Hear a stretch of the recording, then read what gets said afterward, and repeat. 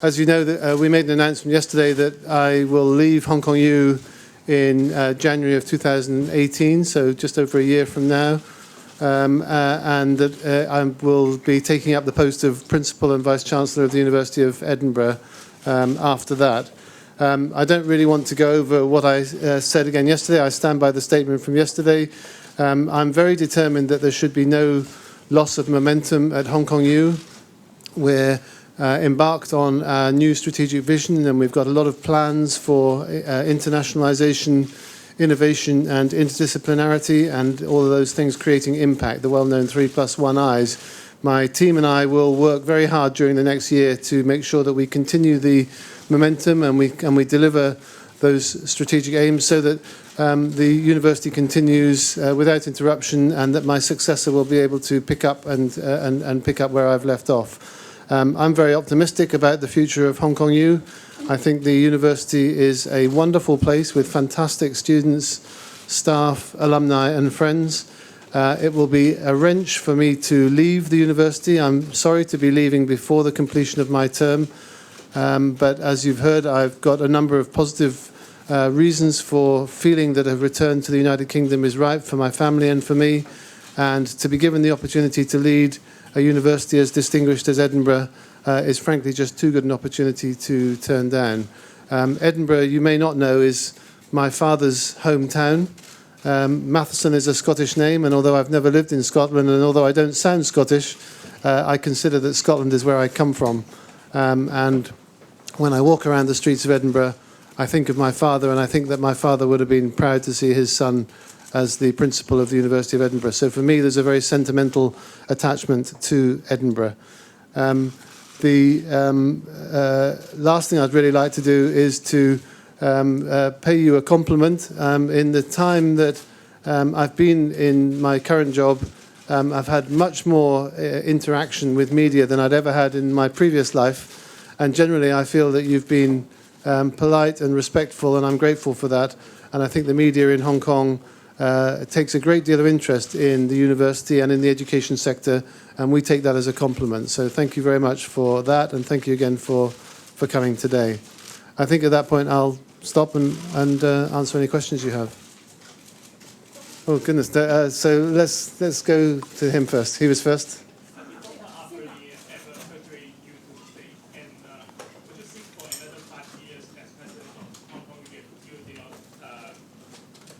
The offer from Edinburgh. So when Edinburgh first started talking to me, I made the point that it was really too early for me because I wasn't yet at a point where I knew what the future held in Hong Kong U.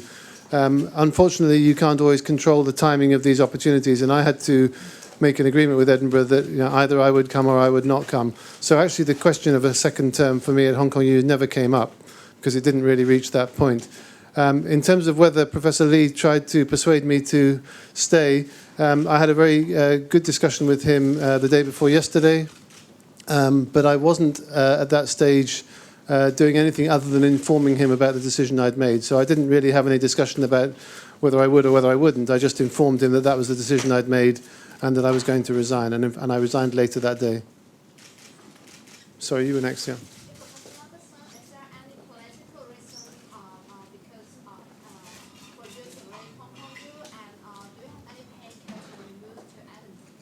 Do I have any?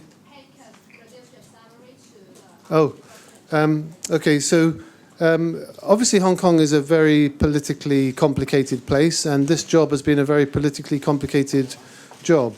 I've enjoyed that aspect of the job. I like complexity, and I've done my best to always just stick to what I believe to be in the best interests of the university. So in trying to simplify dealing with complicated politics, for me, it's a question of making sure you stick to your principles and you stick to your goals. And for me, my sole goal really has always been the best interests of the University of Hong Kong.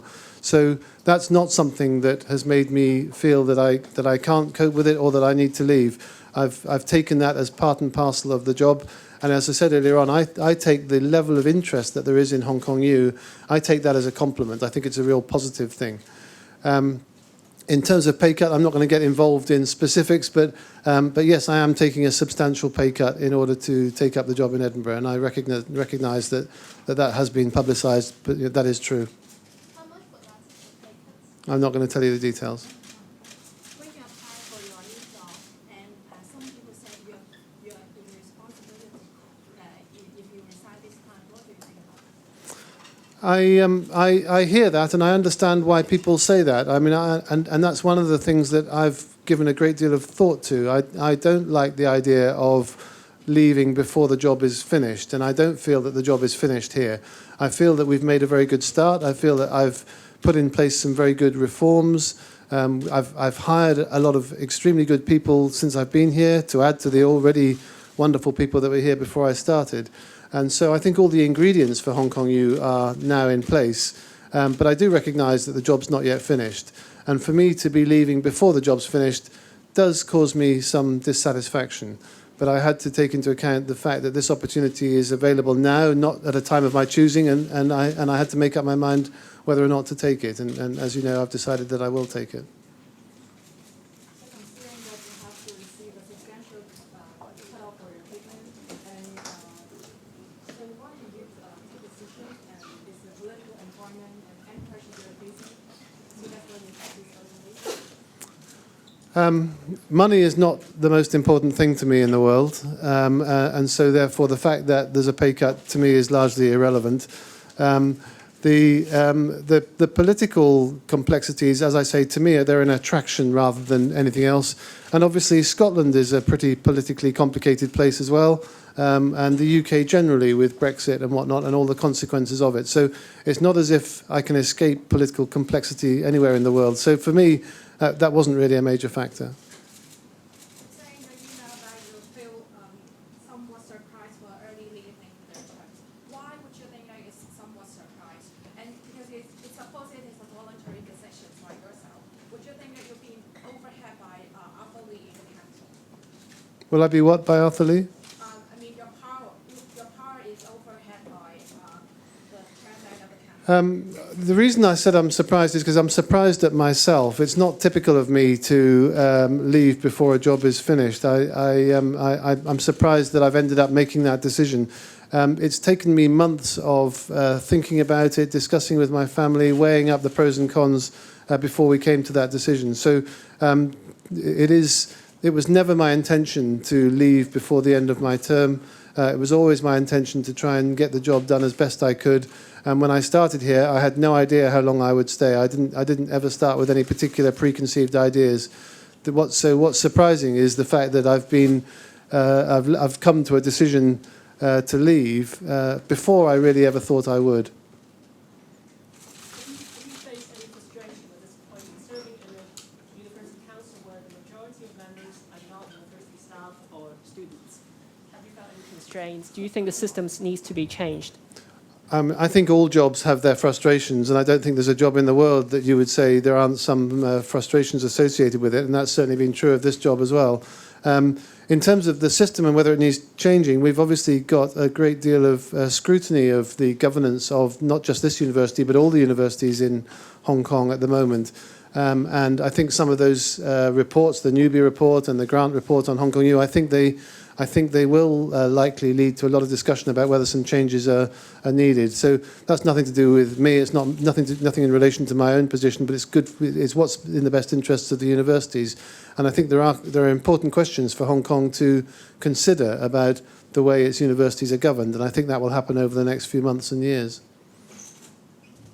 Sorry, so many hands. You all went up together. Let's do that whole row. So go on. The students said that you left many unsolved problems behind. Do you think that your act is abandon your students and your staff? I don't believe that I'm abandoning the students or staff, although I can understand why people might say that sort of thing. I mean, the University of Hong Kong and its management team is much more than just one person. We have a superb team in place. They will continue the work. As the president here, I've tried my best to establish a set of principles and a set of practices which I think are good for the university, and I hope that those will continue. So in that sense, my departure doesn't abandon anybody in the sense that the work will go on. I do feel a sense of loyalty to the students and staff and alumni of Hong Kong U, and I'm sorry that I'm disappointing them by leaving them. I've had hundreds of messages in the last 24 hours. Virtually every one of them has been positive and constructive, and I'm grateful for that, because I think people could condemn me for leaving, and I'm glad that so far they don't seem to have done that. Who is next? Yeah. The relationship between you and Arthur Lee, and have you had any pressure under the council, as well as Johanna Chan, the case of Johanna Chan, the pressure to you or make you feel frustrated while you're the Vice Chancellor? Have I had any pressure from the council, do you say, and my relationship with Professor Lee? Obviously, Professor Lee wasn't chairman of the council at the time of the Johannes Chan incident you refer to. So, although he was a member of council, he wasn't the chair at that stage. My relationship with Professor Lee has actually been very good.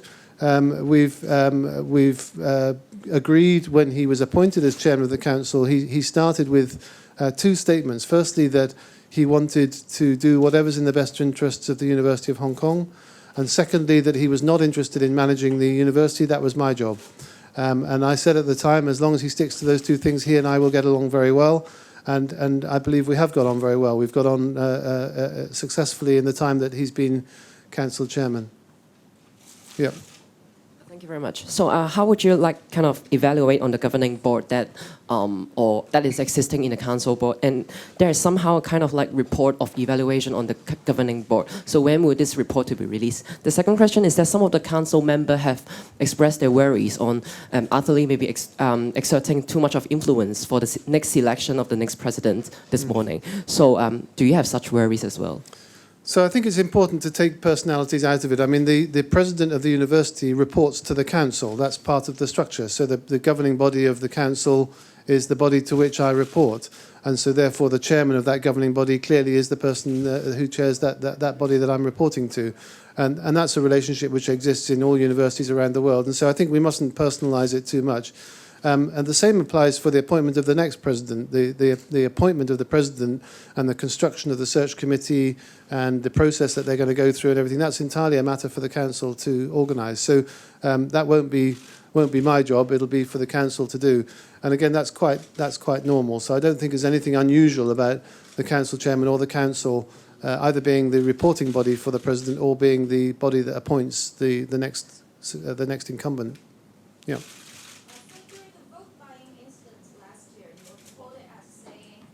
Quote, "I am on the losing side," unquote. And also during the Johannes Chan episode, and you supported Johannes Chan, but he was eventually being voted down by the council. So why would you think that you would be constantly on the losing side, and how do you feel about being on the losing side? And has this affected your decision to resign? And also, when did University of Edinburgh first approach you, and how long have you taken to make the decision to leave?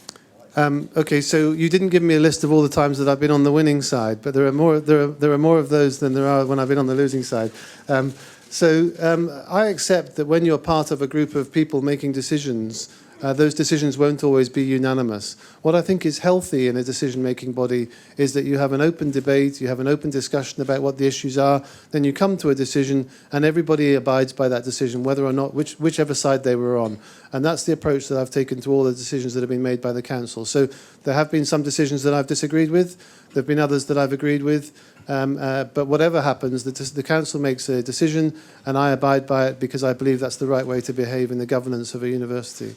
In terms of Edinburgh, I can't tell you the precise date when I first had a conversation about Edinburgh. There's a search firm that had been conducting the search, and they approached me several months ago about the vacancy in Edinburgh. My initial reaction was that I thought it was too soon for me to consider going anywhere else, and that I wasn't ready to leave Hong Kong U. As the discussions went on, it became clear that actually Edinburgh held a number of attractions for me, and I seemed to have a number of characteristics of what they were looking for. So there seemed to be quite a good match between their needs and what I could offer. And as time went on, I became convinced that this might be the right opportunity for me, even though it was earlier than I would ideally have liked. Just for the record, I've been to Edinburgh twice. I went just before Christmas, and I went just after Christmas. Both times I took leave from Hong Kong U, and all the expenses were paid by Edinburgh. And so it's an entirely separate process to any consideration of Hong Kong U. Why do you think that you were on the losing side, and has this affected your decision? Well, I guess if I was on the losing side, it's because there were less people that agreed with me than there were that disagreed with me. I mean, that's the nature of democracy. So you know, I'm prepared to be on the losing side as long as I've had an opportunity to give my arguments. And in all the discussions in council, there has been that freedom of discussion. So I think it's very healthy that people are able to express different views. I actually think a university is a place where different views should be celebrated. I think it's healthy to have different views and have different expressions and have the ability to debate them. And then at the end, you have to come to a decision, and you have to work with that decision, and that's always the approach I've taken. So the couple of occasions when I was on the losing side haven't been enough to worry me, because there have been many, many more when I've been on the winning side. So.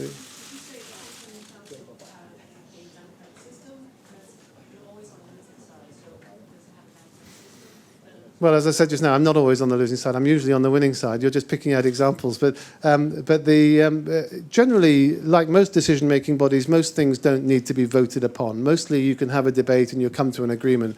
On the rare occasion when there is a vote, and in my time here there have been a few of those occasions, then I think the system works as a democratic system should work. We vote. We either vote openly by a show of hands, or we vote secretly by a secret ballot. The votes are counted, a decision is made, and the council must abide by that decision. So in that sense, I think it works as well as any decision-making body can. You said you're surprised at your own decision. So is there a single most important factor that leads you to this final decision? Is it about the current prospect? Is it about family reasons?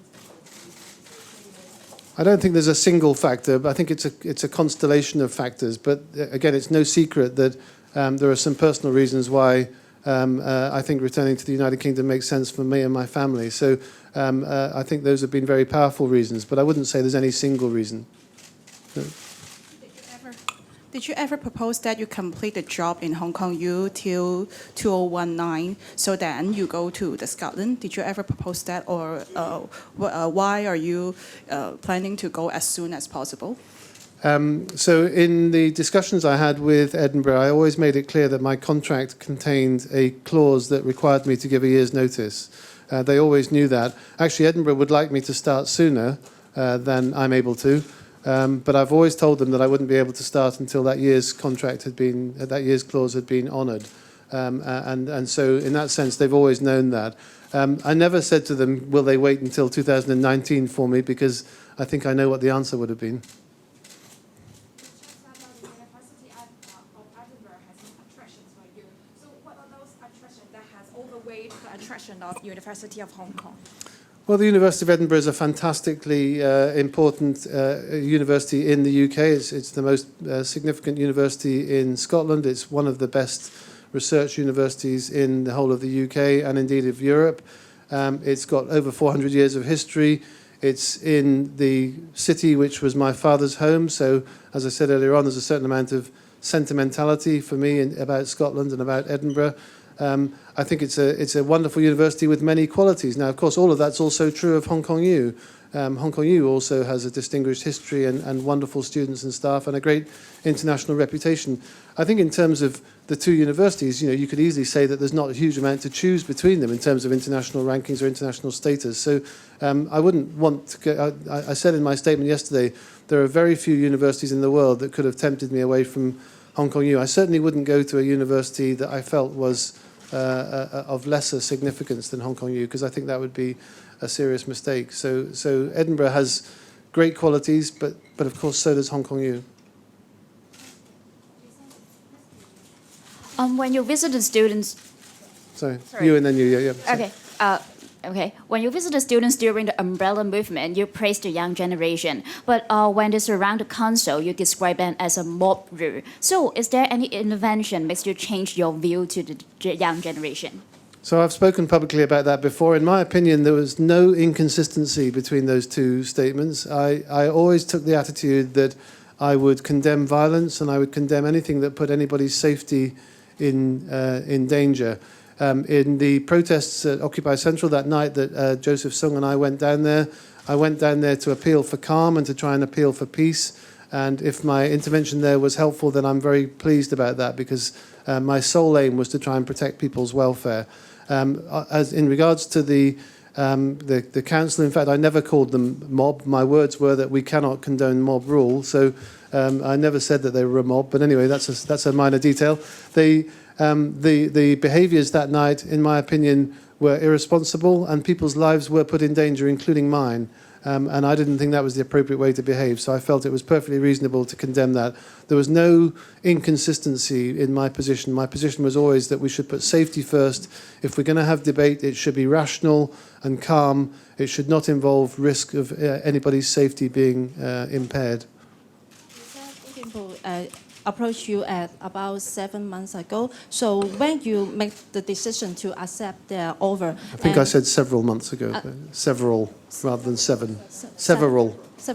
So and is it headhunters find you for the new job, or the university approach you directly? No, it was headhunters.